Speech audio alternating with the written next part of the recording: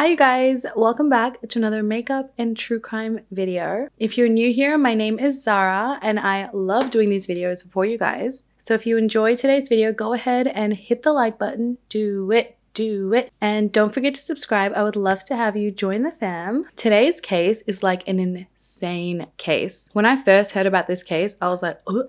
But I also wanted to give a trigger warning too, because this case deals with child abuse, grooming, and murder. So let's just get into the case. So this case is mainly based around a guy called Stephen Pladle. So this case starts in 1995 when Stephen Pladle was 20 years old. He was living in New York and he began online dating, I guess, and met a 15-year-old girl named Alyssa who lived in Texas at the time. They talked online for a few months before they finally decided to, meet in person, with Stephen flying down from New York to Texas to meet Alyssa. Now, Alyssa, she was only 15 years old at the time, and obviously her parents were not supportive of the relationship between Alyssa and Stephen, but somehow they just continued their relationship. Now, I don't even know how that's possible considering they were living in different states. Did Stephen move down to Texas? I don't know. But let's be real, if I did this when I was 15, dating a 20-year-old from another state, my parents would have beat my ass and then probably I wouldn't be alive today. Anyway, so Alyssa ends up pregnant and she gives birth to a baby girl in 1998. Alyssa was 17 at the time and they named this baby Denise. Alyssa states that they were really poor and Stephen was abusive towards baby Denise. Honestly, this makes me so mad, but I'm going to try and say it. So trigger warning. He would pinch baby Denise's body until it was black and blue, and he would stuff her inside a cooler when she was crying because he wanted to drown out the crying noise, and he would leave her in there on the verge of suffocation. What a freaking twisted mother. So due to this behavior, Alyssa feared for the safety of her baby, and then she decided to give baby Denise up for adoption when baby Denise was only 8 months old.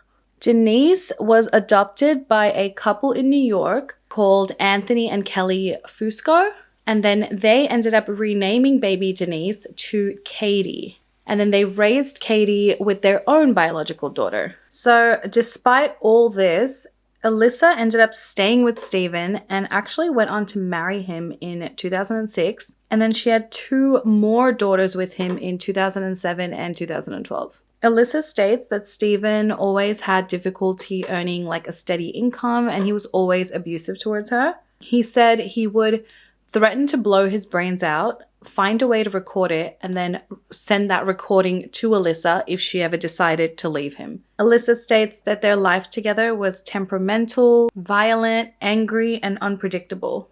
Katie, on the other hand, seemed to just live a normal, happy life with the Fuscos. She was an aspiring artist who loved to draw, and she loved animals, and she was a vegetarian. In January 2016, Katie was now 18 years old, and she became curious about her biological parents.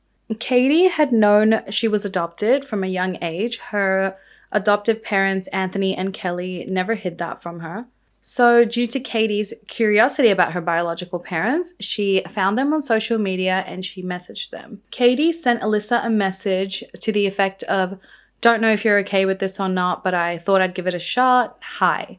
And Alyssa just thought it was a spam message, so she ignored it and didn't think anything of it. Until Katie sent Alyssa another message with links to results from a genealogy website. And it was then that Stephen and Alyssa realized it was their firstborn daughter reaching out to them. Stephen and Alyssa were actually happy about Katie contacting them, and they were happy to reunite after all these years had gone by. At the time, Katie had plans to enroll in her local community college after she graduated, but instead she decided to move in with her biological parents to get to know them better, I guess. Her adoptive parents, Anthony and Kelly, were not happy about this, but they believed that Katie was 18 years old and she could, make her own decisions in life.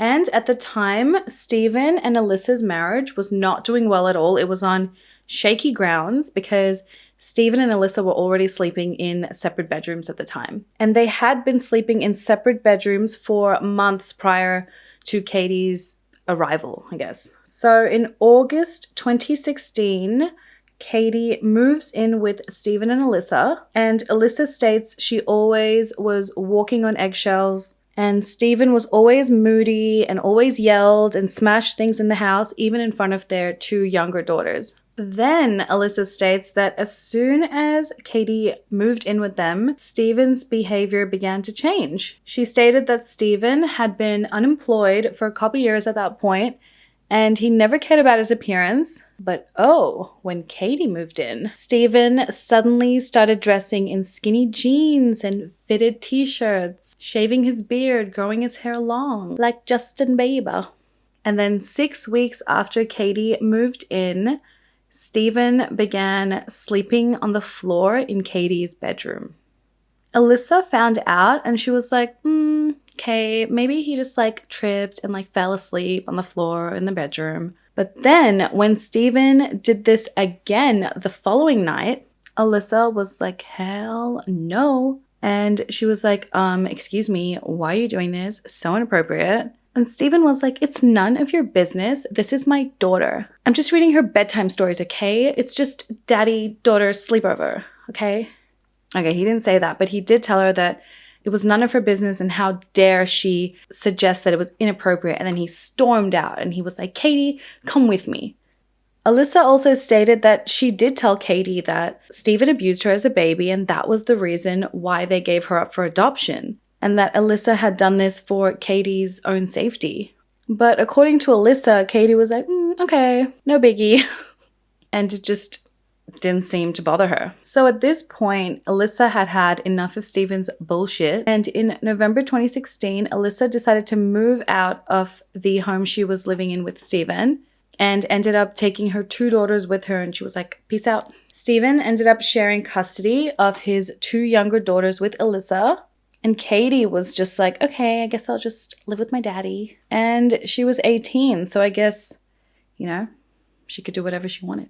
So during this time, Alyssa was like, this father-daughter relationship is so strange. Something ain't right. But she had no proof, so she was just kind of like side-eyeing the situation this whole time, keeping in mind that Alyssa had moved out. So Stephen and Katie were living together alone in their home.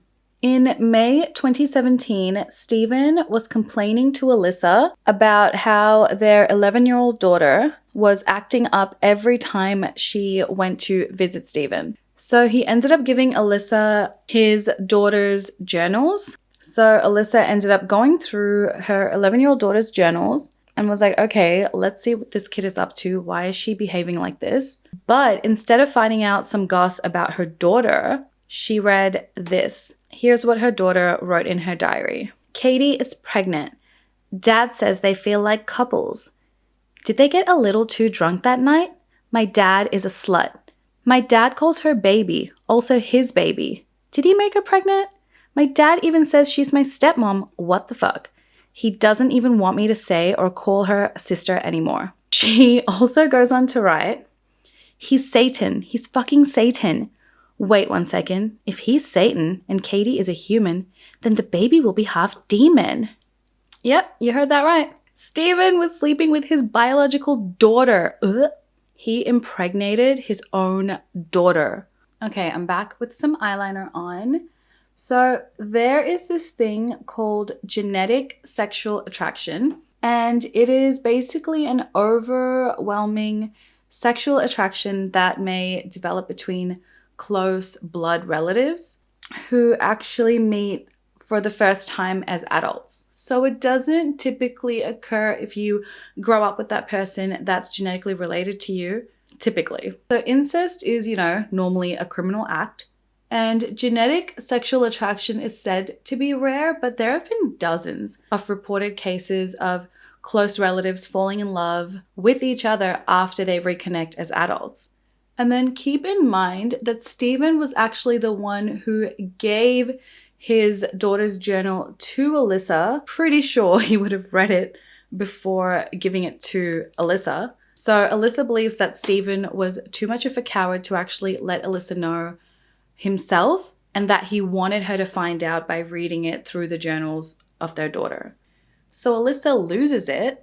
She confronts Stephen like, excuse me, is there anything in this journal that I need to know about? Like, our daughter is pregnant with your baby? Stephen was like, what? I thought you already knew. Duh, we're in love.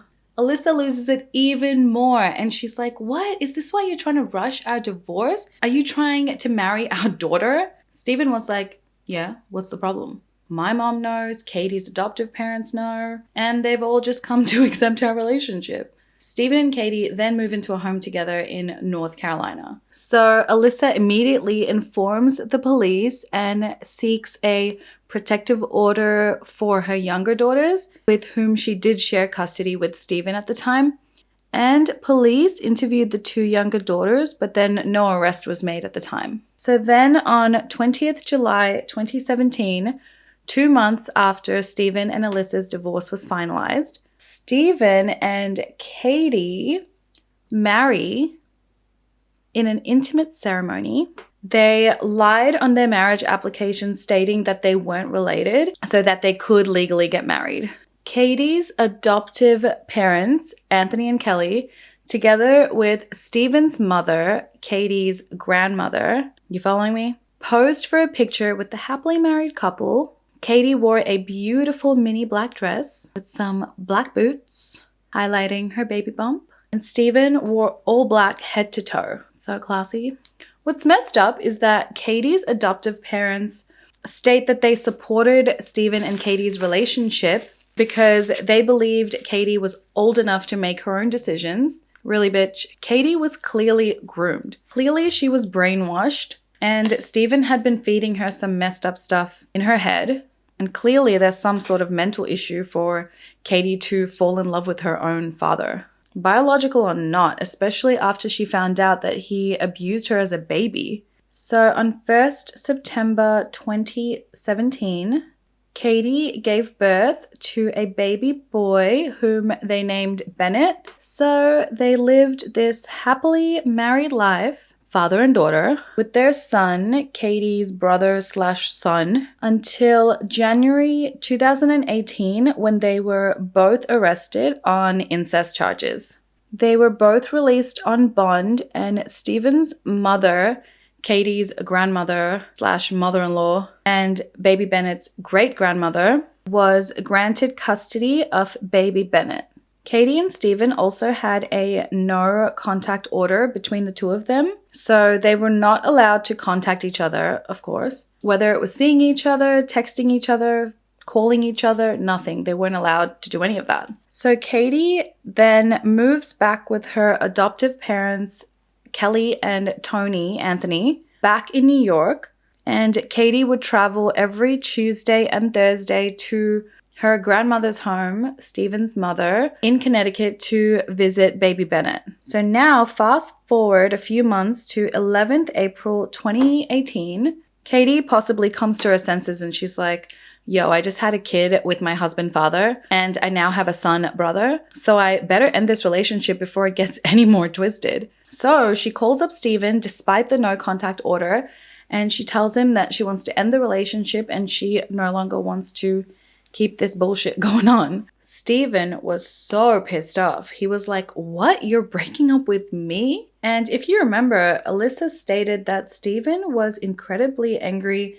and an abusive person. And this really upset Stephen, so much so that he ended up doing the worst thing imaginable. So trigger warning now. I will play the 911 call somewhere here. 911, address of the emergency. Yes. My son just called me, and he told me oh my God, in North Carolina, he killed his baby, and he's in the house. Okay, you said that he told you he killed his baby?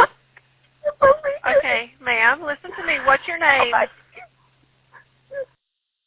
Okay, tell me exactly what happened. He's not home.